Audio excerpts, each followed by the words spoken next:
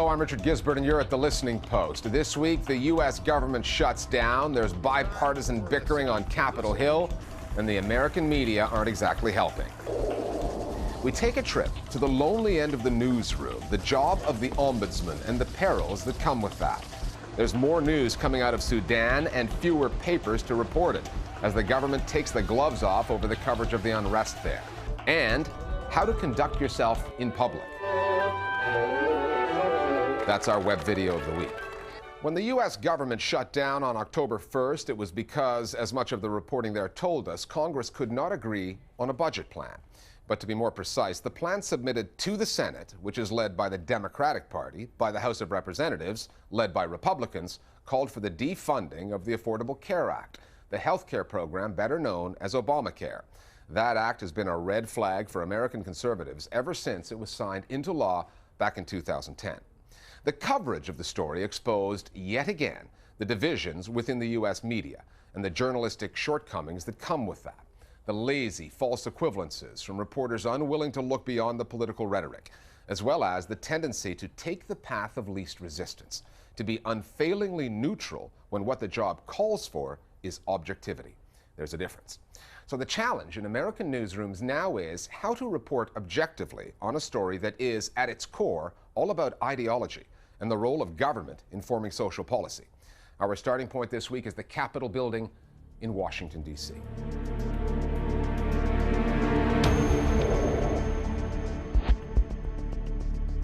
There's been a long-running debate in U.S. media about this issue of false equivalency. Reporters fall back on the refuge of reporting both sides as if they're equal. It is an enormously polarized political landscape that is reflected in the media. We have so many different channels out there that espouse so many different points of views. We no longer have the standard bearer who says the truth. Let's play definition. To be objective is to be uninfluenced by emotions or personal prejudices, to draw conclusions based on observable phenomena. Whereas to be neutral is to belong to neither side in a controversy, to be on neutral ground. The U.S. media, in confusing one word for the other, has marred the coverage of the shutdown story. It has been long on heat, confrontation and debates, and short on light, explanations of the policies at issue. The real problem that we have is the easy refuge when you have a confrontational approach and polarization. It's much easier to say both sides are culpable than it is to say one side is more to blame, because that way you don't get criticized for being biased. But there is the ability to make a conscious effort to be fair in your reporting, to present both sides as they exist, but not necessarily to create a false equivalency between them. We're not really doing our jobs if we can't bring our judgment and experience to present something that reflects reality. Most, if not all, objective observers blame the shutdown on the lower house of Congress and the Republicans who control it. Their refusal to vote on a budget unless the president agrees to reopen health care legislation passed in 2010 runs against, if not the rules, then certainly the traditions of bipartisan politics in Washington. That point has been made, but nowhere near often enough. What we've seen a lot is an anchor interviewing a member of the Republican Party and asking legitimately challenging questions. How did we get here? The American people don't want to use the threat of a government shutdown in order to try to repeal Obamacare. The law has been passed. Why not keep the government running, and then everybody can sit down and decide what they want to do about it? Well, there should be. And so we've now acknowledged that the demands that the House Republicans are asking for right now are unreasonable. But then the journalist turns around and talks to a Democrat and says, why won't you negotiate? Unless the Democrats start to negotiate. So that's problematic. It has disastrous consequences. It means that voters can't determine who should be held accountable. And the only way you can punish bad behavior or reward good behavior is to know who's responsible. The Economist had a cover story about the shutdown. They said as midnight on September 30th approached, everybody on Capitol Hill blamed everybody else for the imminent shutdown of America's government. To a wondering world, the recriminations missed the point. When you are brawling on the edge of the cliff, The big question is, what the hell are you doing on the edge of a cliff? The false equivalence trap is not unique to television news. On September 29th, the Washington Post published an editorial which straddled the fence. The paper was called out by its readers in the comments section. Shame on the Post for lacking the courage to take a real stand. This is the typical media lust for false equivalency, which prevents the public from understanding what is really going on. I understand the Post is a DC paper and there will be great suffering there when the government shuts down, but this editorial is a waste of time. Apparently, those voices were heard. And in an editorial, just a few days later, it called upon the leadership in the House, Boehner, Paul Ryan, and so on, to do their job. The false equivalency had evaporated like, dew on a sunny morning. What we see with the Washington Post editorial page is they're slowly coming to realize what the reality is in this case, but they're not yet ready entirely to drop the idea that we have to be even-handed and blame both sides. There's no doubt that this kind of reporting has deleterious results. One thing that happens is that all Americans get more alienated from their politicians and the political process because the drumbeat of stories, it's all negative and it's all everybody's fault. This issue of false equivalency, we've seen this play out on the debate over climate science, global warming, and this idea that some say the Earth is getting warmer, some say it's not. When 97% of climate scientists say that in fact it is getting warmer, humans are responsible. But we've seen that increasingly move into the political sphere, where journalists are now openly questioning whether it's their responsibility to get to the truth of the issue. This is yet another chapter in this evolving story about the journalist's role as a truth seeker or a truth vigilante. Then there are the news outlets that are openly partisan. On October 7th at 9 p.m., American news channels went head-to-head on the shutdown story. There was Fox News on the right. It's now becoming apparent that millions of Americans will pay a lot more for health insurance under Obamacare. There was MSNBC on the left, going after the Republican leader in the House. Like a driver strapping his foot to the gas pedal in a game of chicken, John Boehner now wants the world to know he's just crazy enough to drive the U.S. economy over a cliff. Both channels echoed the views of their ideological bases. And then there was CNN, in the middle, which interviewed both sides, challenged them, and was criticized by the Republicans. Just because you don't like the fact that the Republicans are in control of the House of Representatives, you want to make sure that the Republicans I don't have a stake in this. I'm not voting you seem to. No, this is the way it works in journalism. When you're not on Fox News, you get contentious interviews. When you're not on MSNBC and a liberal, you get contentious interviews. But, as the anchor had already pointed out, when it comes to American-owned news channels, CNN is in a minority of one. We live in a partisan media world, and somebody can just flip the channel and go to another network that shows their line of thinking that doesn't go down the middle. There's so many different news channels out there. People are already getting the news that they want to see. They can program their TVs and their phones to only get one side of the story. That allows viewers to remain in their ideological comfort zones, where their beliefs go unchallenged. However, the networks like the partisan formula because it works for them. The ratings for that 9 p.m. slot on October 7th, Fox News in first, MSNBC in second, and CNN a distant third. When it comes to the viewing figures for partisan broadcasting versus playing it straight, it's no contest. There is no equivalence, false or otherwise. Our Global Village Voices now on the coverage of the shutdown story. I believe that the media has given due credit, but not to the people that deserve it. They continuously blame the GOP for the shutdown, for the crisis we are in. The media is a business. It is a multi-million-dollar business, and they no longer care if they report facts. They have their version of the truth, and they continue to push their version of the truth. A lot of media outlets are asking the question, who will blink first? That's not really the way that the situation should be framed, since it suggests that both Democrats and Republicans should shoulder equal blame, or that some sort of ill-defined Washington bureaucratic mess is responsible for all this. This is a classic example of the American media swapping objectivity for the appearance of even-handedness. Time now for Listening Post News Bites. There are more developments in the ongoing tussle between the Sudanese government and journalists there who are demanding an end to restrictions on reporting the current wave of civil unrest. On October 7th, journalists held a sit-in at the offices of the Al Jazeera newspaper, which, the day before, announced a 2-week suspension due to security forces once again confiscating its entire 10,000-copy print run. That same day, 10 journalists were reportedly arrested when Sudanese security forces surrounded the premises of an opposition party in Ombudsperson, barring dozens of local as well as foreign journalists from gathering there to push for an end to government pressure over the coverage of protests on the higher price of fuel in Sudan. They also want colleagues who have been jailed released. Several Sudanese papers have either been closed or have chosen to stop publishing in the current climate. The number of those killed in the unrest has been estimated at more than 200, although the government insists the real figure is 34. 2 Iraqi journalists have been killed in the northern city of Mosul, and the news organization they were working for says it was a targeted assassination. Reporter Mohammed Karim al-Badrani and his cameraman Mohammed Ghanem were reportedly filming at a market on October 5th when they were shot and killed.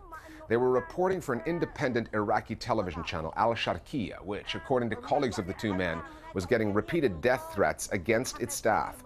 That channel is known for its editorial stance against the Shia-led government of Nouri al-Maliki, and it's popular among Iraq's Sunni minority. The local governor in Mosul, Athil al-Nujayfi, said an investigation is underway, and he said the attack was aimed to muzzle the voice of the people. Mosul is one of the most dangerous areas in Iraq. The New York-based Committee to Protect Journalists said there have been so many journalists killed in Iraq that the government may not have the capacity to fully investigate each one. However, starting today, it must do a better job. So far, not one successful prosecution has been brought. Plenty of critics accuse the mainstream news networks of being out of touch as technology changes the way we find our news. Fox News is trying to prove them wrong. We call it the Fox News Deck. Put down your iPad and get a load of these BATs, or to give them their full name, big area touchscreens. And these aren't journalists. Fox is now calling them information specialists, and they're working at the Fox News Deck. They use the screens to swipe and scroll through the latest social media output to keep viewers interested. You'll see on the left-hand side of this massive wall over here is what we have newsworthy for this hour. Anchorman Shepard Smith, who looks like he's at the helm of the Starship Enterprise, gets to geek out too with a few toys of his own. This we're calling a remote. It has a technical name, but it's boring. The idea is to adapt to a new kind of news consumer who's finding stories online faster than the networks report them. The underlying motivation, though, has to do with ratings and demographics. Fox is the most watched news channel in the U.S., but it also has the oldest audience, and the network clearly wants to get with the kids. Here at the Listening Post, we like to take a peek behind the curtain now and then, to go backstage and reveal how the news media really work. This week, we examine the role of the media ombudsman, or as some newspapers call it, the reader's editor. The job of the ombudsman is to represent the views of those who consume the news, to address their complaints, take them to the editors responsible, and to write about that, to keep readers informed and explain why the coverage is the way it is. It can be a professionally perilous position, however, as Yavuz Baydar, a Turkish ombudsman, found out this year at the cost of his job. But it's also one that can hold news editors in check when the public feels that news outlets are letting the powers that be off too lightly, as the ombudsman for the New York Times, Margaret Sullivan, has shown. The job does come with a warning attached. Don't expect to make any friends at work, and don't be surprised when you lose the ones you had. The Listening Post's Marcela Pizarro now on the role of the media ombudsman. Being the one who takes the reader's complaints to the journalists responsible can put you in a corner. Become a media ombudsman, and your days of newsroom camaraderie are over. An ideal ombudsman has got to be a diplomat. Possibly a masochist, but mostly a diplomat. Definitely, ombudsman is not the way to win a popularity contest in any newspaper. You have an extremely thick skin, and I would add that it might even be better if you actually enjoy conflict. It is a sort of a persona non grata job. It's even jokingly called public enemy. Yavuz Baydar, Turkey's first and for a long time only ombudsman should know. Earlier this year, anti-government protests erupted in the centre of Istanbul over a project to build a shopping mall on a local park. Most domestic media outlets first ignored the protests, then gave more airtime to the government. Baydar was working for the Sabah Daily. He cited a number of readers' letters criticising the paper for its coverage. The articles were censored. Then came his New York Times op-ed, a fiery piece taking media bosses to task for their close business ties with the Turkish government. For the editors at Sabah Daily, he had gone one step too far. They fired him.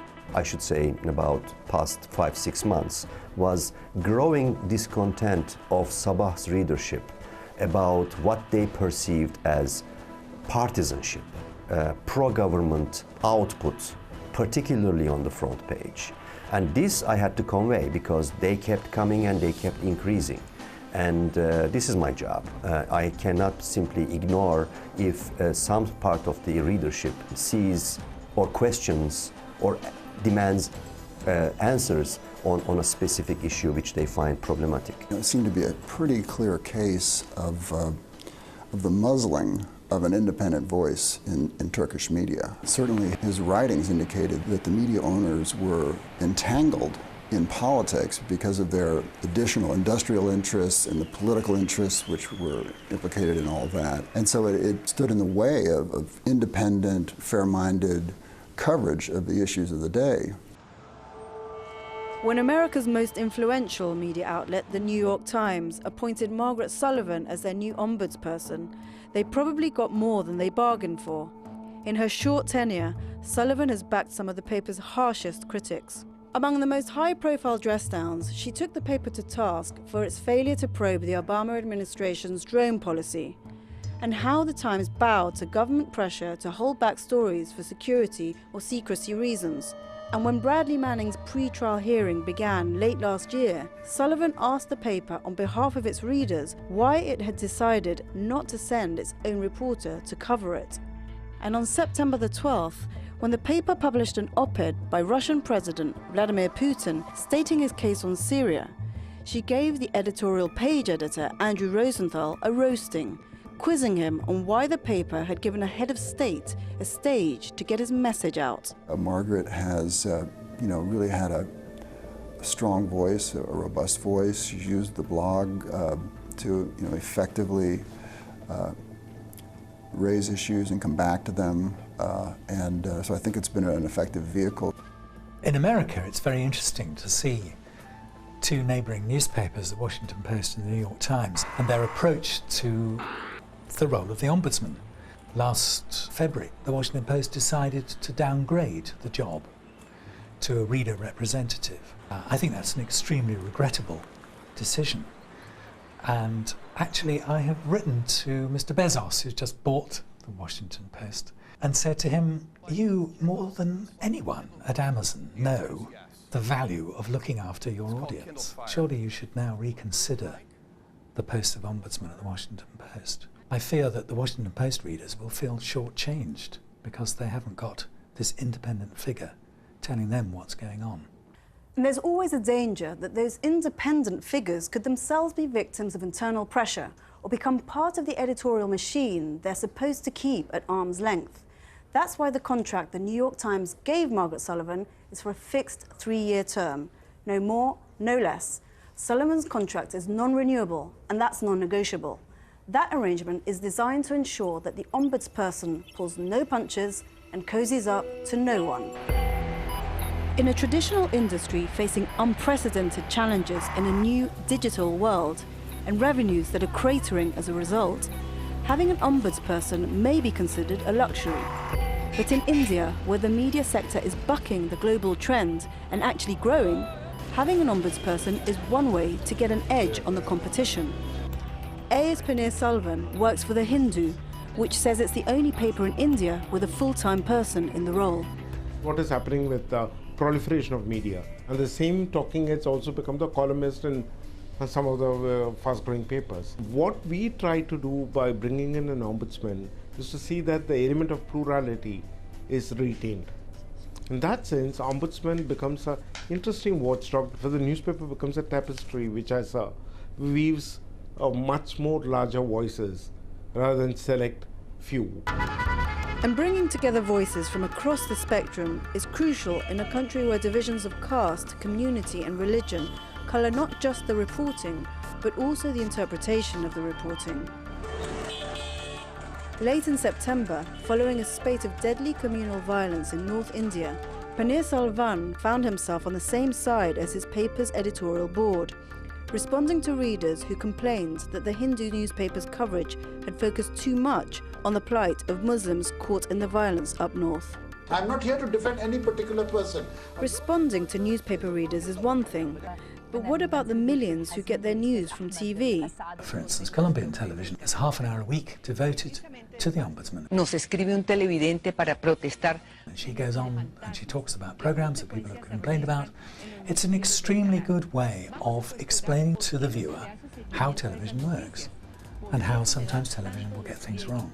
Ombudsmen who work in television and radio often purely publish their findings on the website rather than on the air. Now, I don't think personally that's a good thing. I think they should be allowed airtime to talk and to explain to the viewer, particularly, how a particular process was arrived at. Surely Al Jazeera ought to be thinking about having such a person. And indeed, it would help any television station to absorb some of the problems that they have. More Global Village Voices now on media, ombudsmen, and what they do. Having a figure within a newsroom who's able to take a kind of long view and look through all that commentary and try to find if any of those criticisms are really valid, and maybe then recommend to editors and reporters any changes that might be made to the style or content of some of their reporting. I think that kind of role is even more valid now than it's ever been. Given the amount of comment and mentions that you get in social media and websites for every piece of content that gets out there, I don't know which journalist has the time to go through all of it. And even if journalists did have the time, I don't think it's healthy for them to look through their own stuff. So I think it's very healthy to have a third person that can assess what is just comment and opinion and what is justified and probably very useful criticism. Finally, have you ever wondered what it would be like to have an orchestra at your fingertips? Improv Everywhere is a prank collective based in New York City. Its members have been staging scenes of chaos and joy in public places for more than a decade now. And a couple of weeks back, a bunch of random New Yorkers got to see their work again. It was called Conduct Us, and it gave passers-by the chance to step up to the podium and lead a world-class orchestra. Around 30 budding conductors of all shapes and sizes took up the challenge, and so far, the video is at 1.5 million hits and counting. Conduct Us came to us thanks to one of our Facebook friends. It's always nice when our Facebook followers help us produce the show. We'll see you next time at The Listening Post.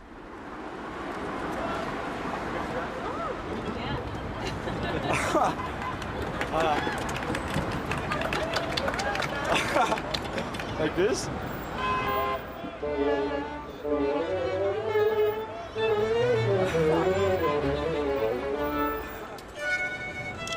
Alright, keep going. Good job.